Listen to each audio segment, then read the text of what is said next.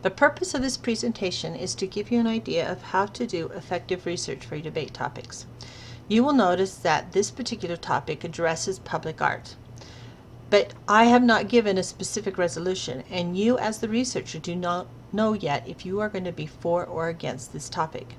Your goal is to find information about public art and why there is such a controversy.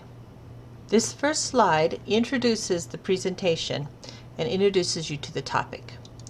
The second slide tells you what to expect in this PowerPoint. You will notice that it says what the purpose of the PowerPoint is. It tells you that the sites that you go to will be on the internet. It tells you that some sites of the video clips are video clips to watch. It tells you that some sites are articles to read, some sites are audio clips to listen to, and a few sites have multiple options. Notice if you visit all the sites you will gain a lot of information, but as it says, it takes several hours, so plan accordingly. The third slide is the main menu.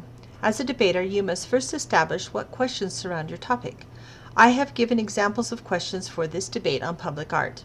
Notice that there are many questions. The more questions you ask, the more ammunition you have to help you during your debate. Let's go to the question of other controversial works of art. I click on this picture. It sends me to other articles. I can click on this article right here, and it will show me this article that was obtained from a magazine called Monograph. The section is Americans for the Arts, and it's an article by Erica Dross. As you read this article and you go through and you find examples, you will find examples that either support or are against public art.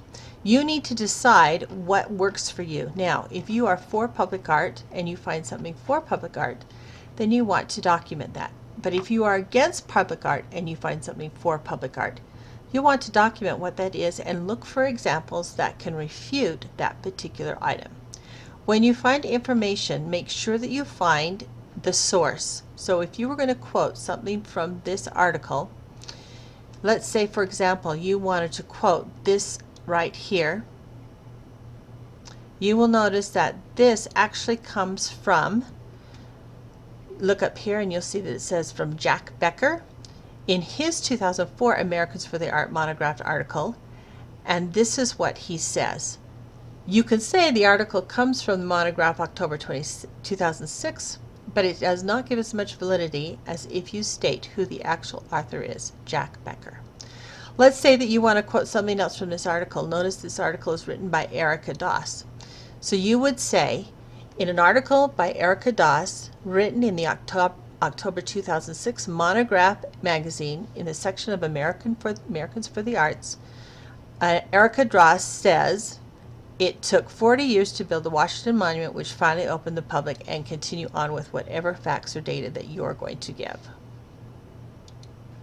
Clicking on the article puts us back into where we were. We can look at some of these, or we can click this button and go back to our main menu.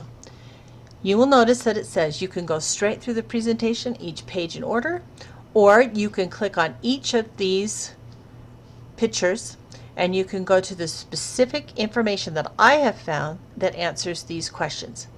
Now you'll notice I have questions to consider. This gives you more questions that I do not have answers for. Or you can go to more questions to consider. This gives even more questions, and again, I have not answered them for you. You must answer them for yourselves. The more answers that you find concerning all of these questions, the better you will have in your debate presentation. Make sure that you find who the source is. Get all the information about the source that you can. Don't just state a website. Try to find who the actual author is and why that data is important. Good luck in your research and have a lot of fun.